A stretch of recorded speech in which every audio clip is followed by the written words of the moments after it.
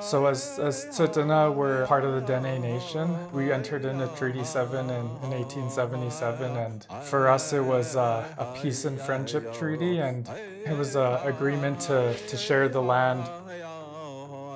Well, Sizin and Nana Itzade o Tsuut'ina Hakuja is Klinata. My name is Stephen Crowchild. I'm a minor chief, elected minor chief for Tsuut'ina Nation. I am currently appointed with the Lands Administration portfolio, as well as different portfolios within the nation. With the traditional governance, it really did contribute to that harmony with the land and our peoples, and so we're in the middle of revitalizing a lot of that right now through our land use planning, land policy planning.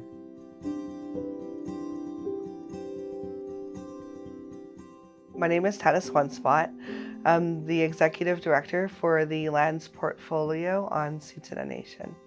My role, I oversee a number of departments that work on the land here on the nation in different capacities. We have Land Environment Research Department, Consultation Department, former D&D UXO Department. We also have the Buffalo and Agriculture Department. So they manage our buffalo herd that's just under 400 head and all of the fields producing hay and different crops for sale. We have a conservation department. They're more like a boots on the ground type. So they do a lot of the reporting and managing all of the wildlife and flora and fauna and all that other good stuff.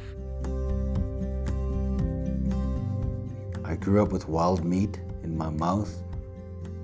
I grew up with propane under my feet.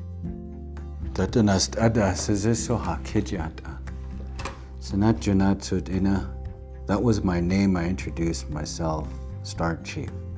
My English name is Ellery, Starlight.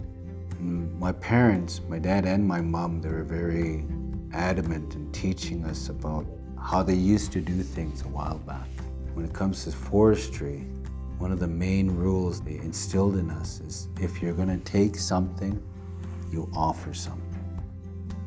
If you look in the history books, there's all kinds of medicines we had with trees and shrubs, and all kinds of benefits to the ecology within trees.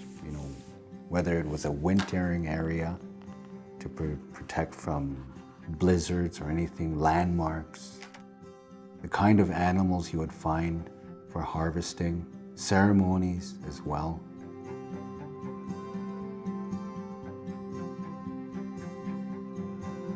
Shad Miniwoons work under lands and the conservation manager. And we have places that are designated not to be touched by anybody or anything because of how important it is to us, right? We're not doing it for profit. Half of our nation is in the forest and we have to maintain everything in there because there's so much fires that are happening. We want to do logging, we want to do selective logging and keep that as a program that would keep our forest healthy. So it doesn't matter how hard the fire is. We have a healthy forest and we have the right breaks. It will never come and affect us. My name is Tyler Two Guns. I am the fire chief for Tsuut'ina Nation, born and raised in Tsuut'ina Nation. I've been an active firefighter for over 16 years, and I've been sitting as the fire chief for about 4 years now. What did Indigenous people used to do back in the day? We did fire smarting in a way. We just didn't call it fire smarting. What fire smarting is we're safeguarding houses. We're eliminating fuels off of the ground in the event that a wildland fire was to come through. Typically, that's what it feeds off of. It feeds off of the deadfall, the grass, all that kind of stuff. And I think if we were to educate just our youth about that, get into the schools and talk about, the safety practices, the fire smart and what it does, what it's all about, but also explaining to our Indigenous youth, this is what we used to do.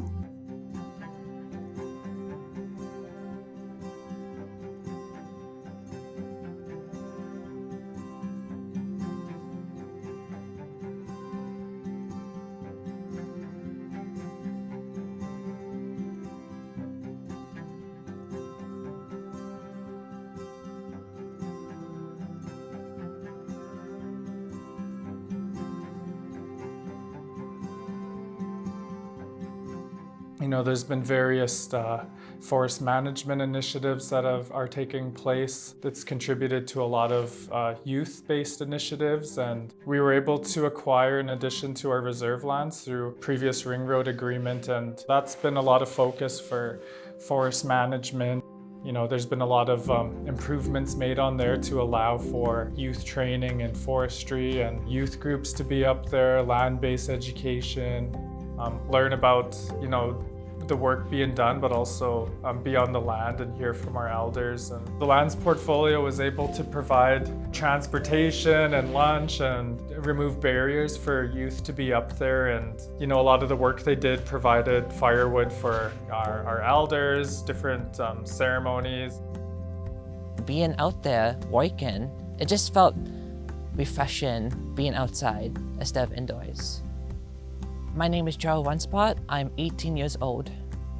Working in a forest, I really found how we affected the outside world. So it's very important for us to take care of the land because this is the only land we have.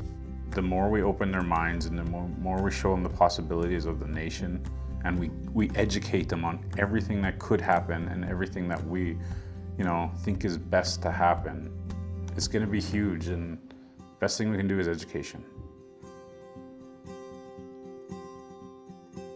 Spray Lakes, which is West Fraser now, when we did the fire break in Newlands to help stop any kind of fire that comes either from north or south, they've helped us with the planning. Now that West Fraser has taken it over, we were worried. They came in, their representative came in and just laid it all down and said they want to keep everything the way Spray Lakes did it, and we're just happy about that. They have and are ready to train any of our kids. All we got to do is sign them up and they'll go there, they'll get free training, and they'll work in that sawmill. So we're hoping to provide a lot of jobs and a lot of opportunities for a lot of these kids if they want it. One of our main partners is West Fraser out in Cochrane. We've partnered with them a number of years. They've really stepped up and helped us formulate our forest management plan. We really wanted to build our forest management plan in such a way that it's sustainable and in a holistic view. That's where they introduced us to SFI. You know, they really had a lot of the same values that we did. They've really shown us that they hold those values. They don't just sit and talk about what they can do and what they're willing to do. They actually step up. You know, one of the things that they've done, which is a major benefit to the nation here and the youth, is that they've put funding into building an arbor for the students to go and gather and learn, you know, a place where elders can tell stories. Spray Lakes stepped up and they actually paid for the cost of the construction. They were able to connect us with sundry sawmills who did step up and actually provided us with all of the logs and the wood, and, you know, it was just a beautiful gift. We're gonna be able to use it for a very, very long time. It'll be pretty neat. Maybe one day I'll take my grandkids out there and, you know, share stories and be on the land. You know, we're really grateful for that and really the opportunity it's gonna provide for the kids. My name is Jason Mogilewski. I'm the forestry manager for West Fraser Cochrane. The log pavilion came about through a meeting between myself and Tanis Winspot, the director of the lands portfolio, around a need for the youth to have an outdoor meeting space using local materials, SFI-certified materials, and engaging the youth on that project. Back in 2018, we were meeting with the Tsuut'ina Nation to go over our forestry plans as we operate in the traditional territory of the Tsuut'ina Nation. And through that relationship and engagement, we went on to invite them to come to our sawmill for a tour and a woodlands tour as well. When we were discussing with them the opportunities in forestry as well as SFI and the opportunities within forest certification realm, and our first project was working with them on the Sustainable Forest Management Plan, where we helped sponsor their environmental management plan that the nation was wanting to develop. And then that went on to also sponsoring a fire break or a fire guard operation with the Alberta Fire Smart program. And then we were also involved with the nation. We helped sponsor some of the youth from the community attending the Outland Youth Employment Program.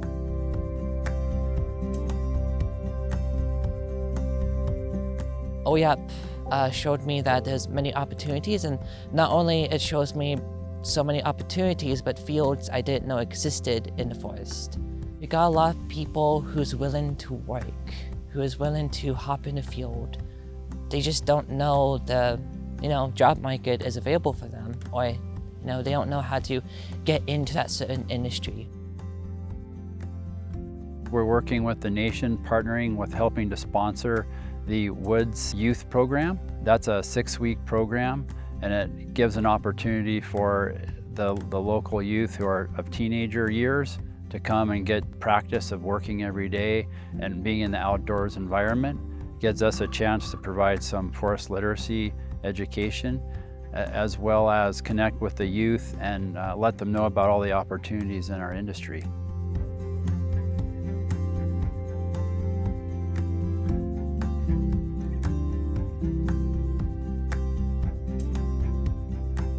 This is a very special relationship. It's amazing to be so connected to the community, and we're really looking forward to the community becoming SFI certified and working with them and learning about how they're going to do their forestry management on their lands. We're out there to do this so that we're able to conserve the wildlife species that are in the area, so that we're not disturbing species, and we're doing it in such a way that we're protecting the waterways.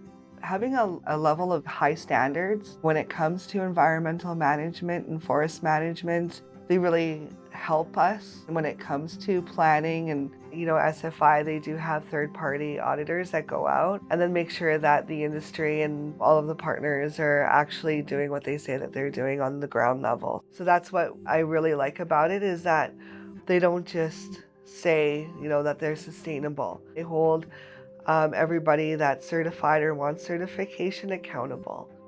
For us, that's important, because we want to make sure that these resources in our forests are there for many generations to come. If we can do things a little bit better today and tomorrow and just keep getting better at it, then it'll be good for the environment and good for everybody. That's what makes us stewards of the land. After doing the program and doing all the logging stuff that we're doing with the fire safety and all that, as soon as it was mentioned, SFI, it made me excited, man. I couldn't believe that. Like, SFI, if we're to do that, it's like putting this label on us that the majority of the people who actually are ethical and do work actually look for that.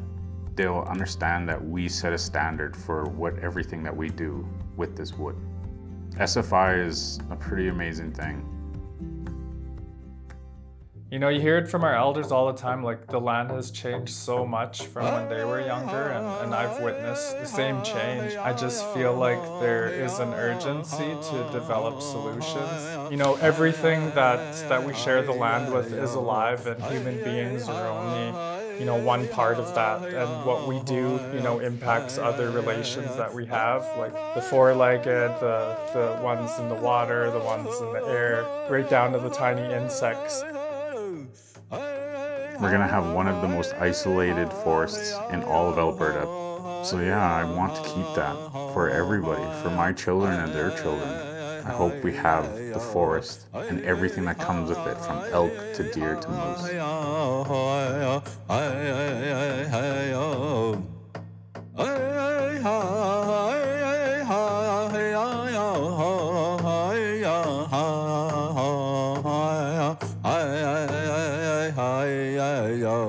Hey,